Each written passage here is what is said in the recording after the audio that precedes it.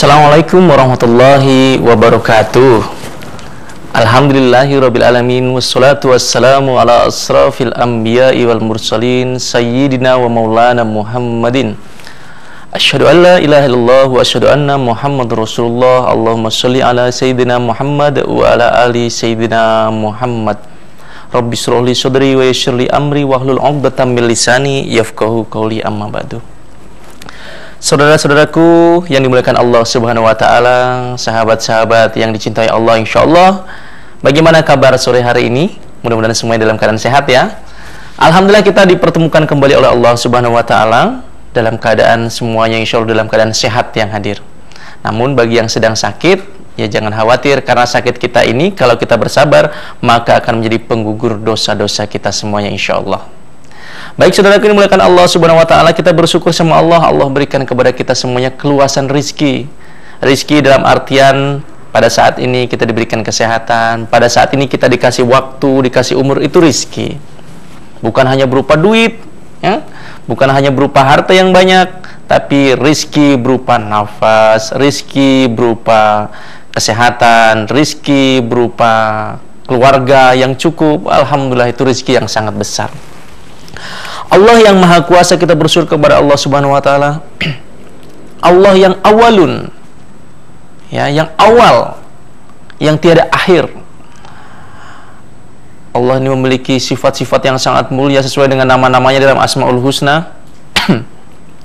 Dan Allah adalah zat satu-satunya yang maha menciptakan tanpa mencontoh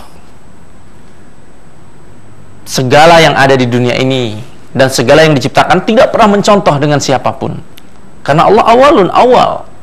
Jadi begitu diciptakan hanya dengan mengatakan kun fayakun, jadi maka jadilah. Begitu sifat Allah Subhanahu wa taala, ya.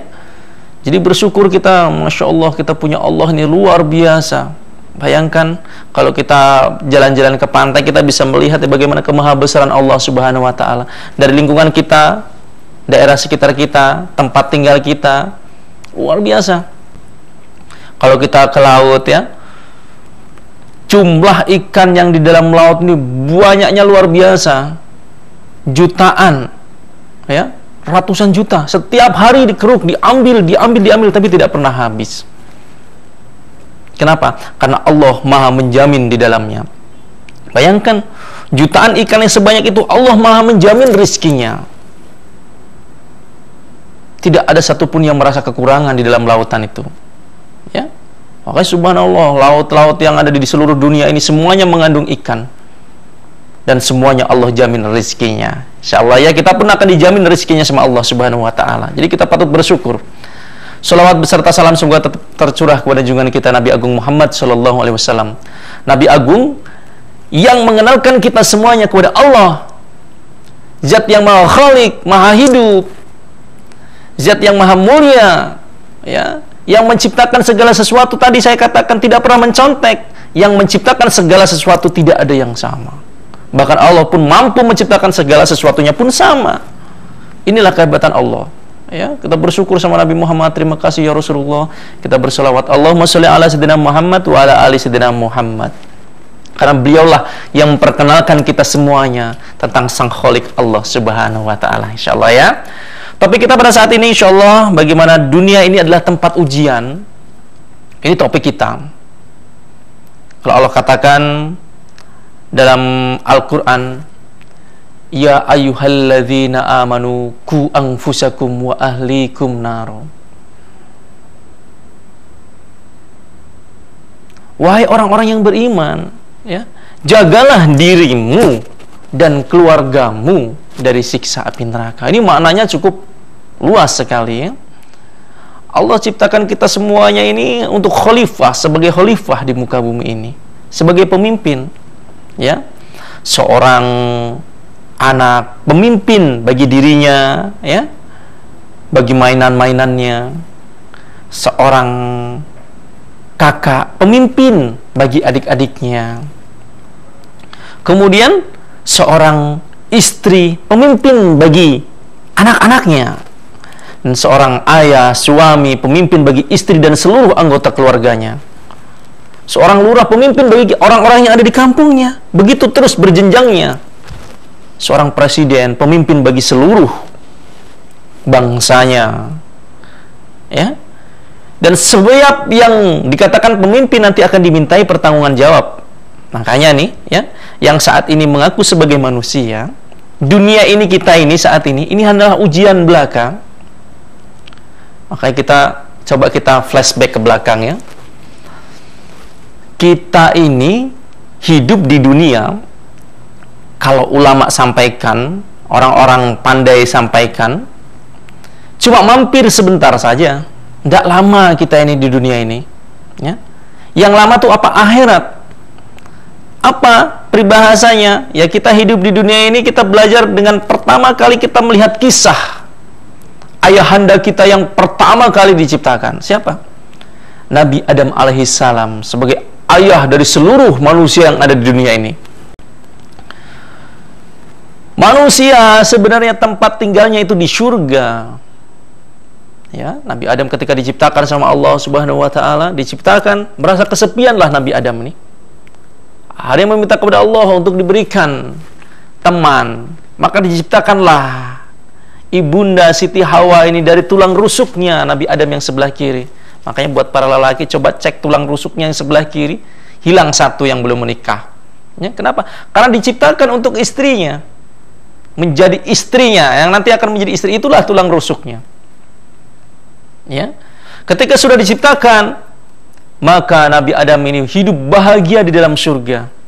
Tapi iblis laknatullah, yang ketika di waktu itu suruh menyembah Adam, iblis ini menolak, maka iblis punya dendam yang sangat dalam terhadap Nabi Adam alaihissalam. Apa janjinya? Akan menjerumuskan seluruh anak keturunan Nabi Adam, yang bisa saja kecuali orang-orang yang bertakwa. Nah, Nabi Adam ini bagaimana digoda, dibujuk, dirayunya. Kata iblis, wahai Adam, sesungguhnya Allah melarangmu untuk memakan satu buah di dalam surga yang nama buah kuldi. Nah, sudah pada tahu, ya. Buah kuldi, apa kata syaitan? Kalau engkau makan itu, wahai Adam, sesungguhnya engkau ini akan kekal di dalam surga. Kalau engkau kekal, engkau akan menyamai Tuhanmu.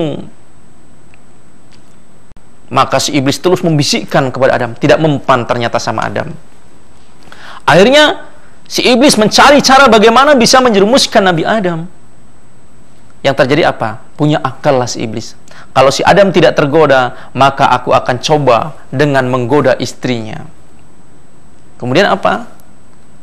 Iblis ini menggoda istrinya, wahai Hawa, sampaikan kepada suamimu Adam, ya, bahwasanya ada satu buah yang sangat nikmat di dalam surga. Kalau engkau makan itu, maka engkau akan kekal. Engkau dilarang untuk memakan itu. Supaya apa? Supaya engkau tidak kekal di dalam surga. Makan, wahai Hawa, ajak suamimu. Nah, inilah lemahnya wanita di sini, ya. Seorang wanita, ya, sampai sekarang pun sudah menjadi tradisinya, yang punya istri ini, mamas-mamas yang ada di studio ini pada punya istri, ya.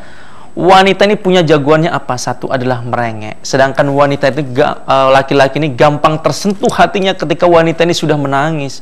Si Hawa, ibunda kita ini dulu juga sama, meminta kepada Adam, wahai suamiku tercinta, kalau engkau mencintai aku, maka ambilkan aku buah kuldi itu untuk kita makan, karena rasanya sangat nikmat sekali, mari kita makan. Si Adam tadinya menolak, tapi karena terus-menerus digoda oleh wanita bernama Siti Hawa ini, ibunda kita ini, akhirnya apa yang terjadi?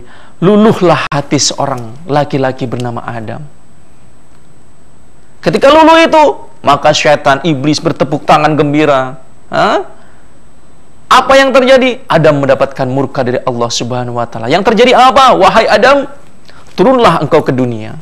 Kenapa? Karena engkau sudah melanggar perintah Allah Subhanahu wa taala. Turun Nabi Adam alaihissalam ke dunia. Ini yang akhirnya menyebabkan kita menjadi penghuni dunia.